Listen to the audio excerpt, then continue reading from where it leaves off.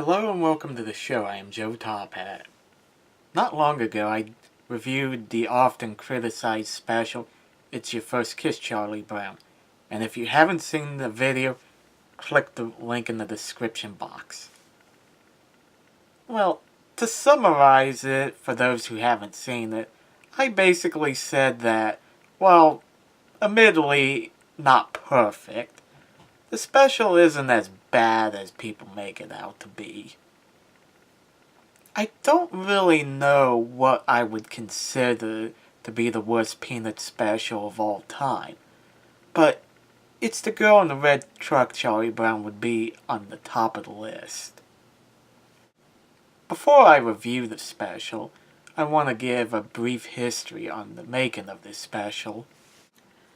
Back in the 1980s, Schulz came up with an idea of doing a special that didn't focus on any of the main characters like Charlie Brown or Snoopy. Instead, he wanted the special to be about Snoopy's older brother Spike.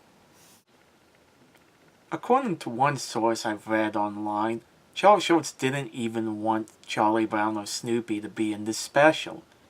But in the end, they are in it for a few minutes. Their only purpose is to read a letter that Spike sent to Snoopy about his adventure.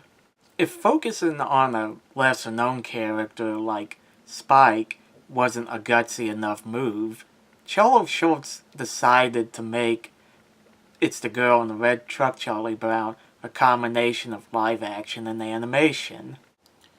It would star his daughter Jill and be co-written by his son Monty. Production of It's the Girl in the Red Truck, Charlie Brown began in 1984, but it wasn't completed until 1988.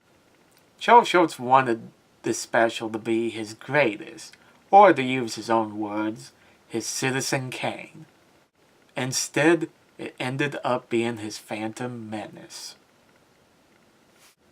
It's the Girl in the Red Truck, Charlie Brown was highly panned by critics and fans alike, causing it to fall into obscurity.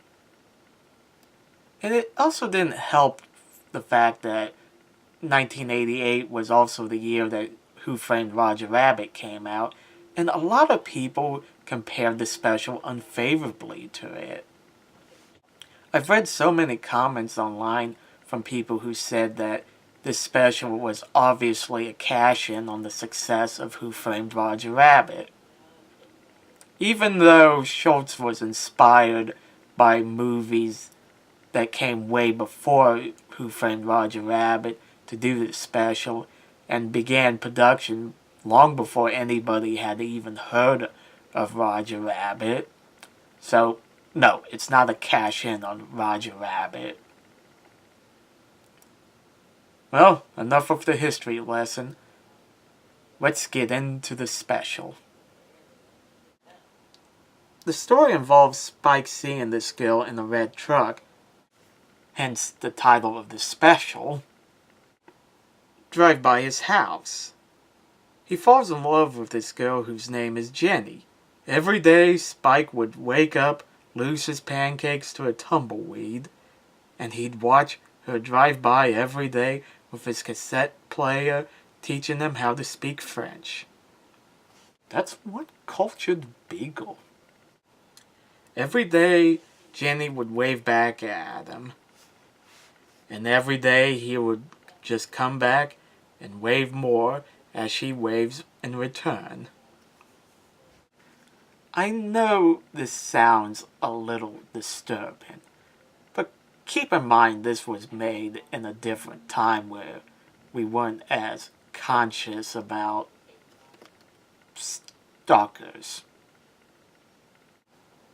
Anyway, one day Jenny's truck breaks down and Spike helps her fix it. She then decides to take Spike home with her because she thinks he looks cute. You know, I'm actually kind of impressed that she thinks Spike looks cute, because most of the characters in Peanuts find Spike repulsive or pathetic, and yet she honestly kind of likes the way he looks, so credit where credit is due. She takes him to a restaurant where the owner, Molly, already knows who Spike is. How does she know him? Because he orders root beer from her every day. Fair enough. Nothing else happens except Spike playing pool. Moving on. Jenny takes Spike to her house where they play frisbee. Spike plays the piano, eats dog biscuits that came from a previous dog Jenny owned. Why she still have the dog biscuits? I don't know or care, so moving on. It looked like everything was going fine until Jenny's boyfriend Jeff comes. For some reason, Jeff is a little jealous of Spike, and vice versa. Don't ask why, they just are.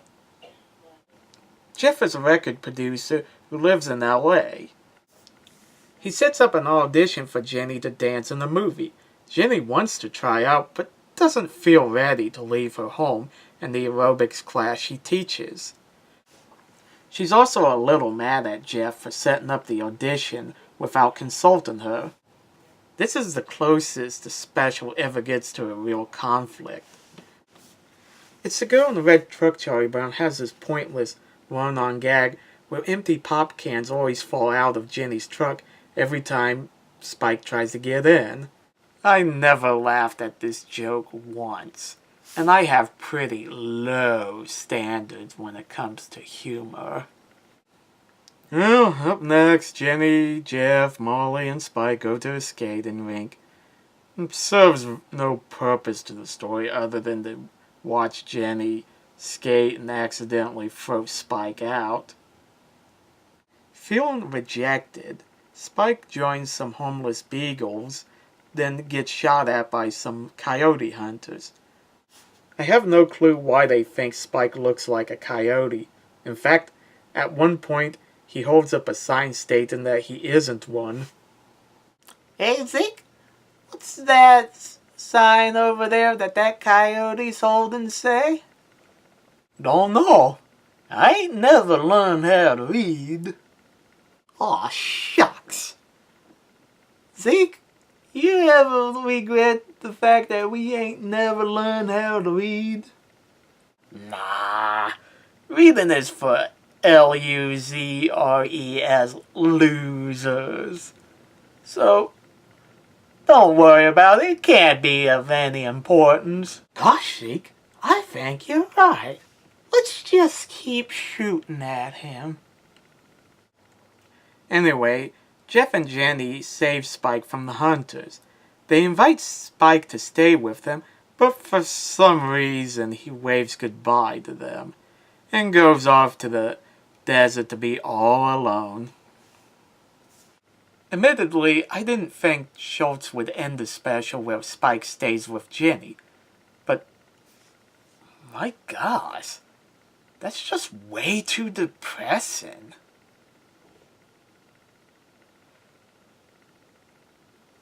Well, it's the girl in the red truck Charlie Brown suffers from two problems. One, the actors are bad. I mean, I felt like I was watching an amateur play throughout the whole thing. And it's very obvious that Jill Schulz only got the role of Jenny because her dad happens to be the creator of Peanuts. And two, it's boring. It felt like just random stuff happens for no apparent reason. And there was just nothing to glue it together. And as Peanut specials come, this is by far one of the worst I've ever seen. I admire the fact that the special was trying something different. I kind of like the idea of the Peanuts characters being in the real world. But the execution just wasn't good at all. Those commercials that the Peanuts characters did for MetLife, where they combined live action with animation, were done way better than this. you're better off just sticking with watching those commercials.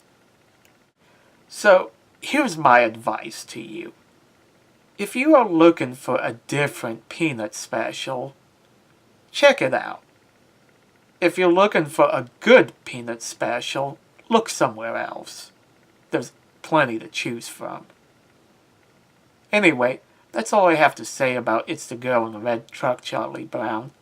Let me know in the comments section what you guys think, and don't forget to like and subscribe. See you later.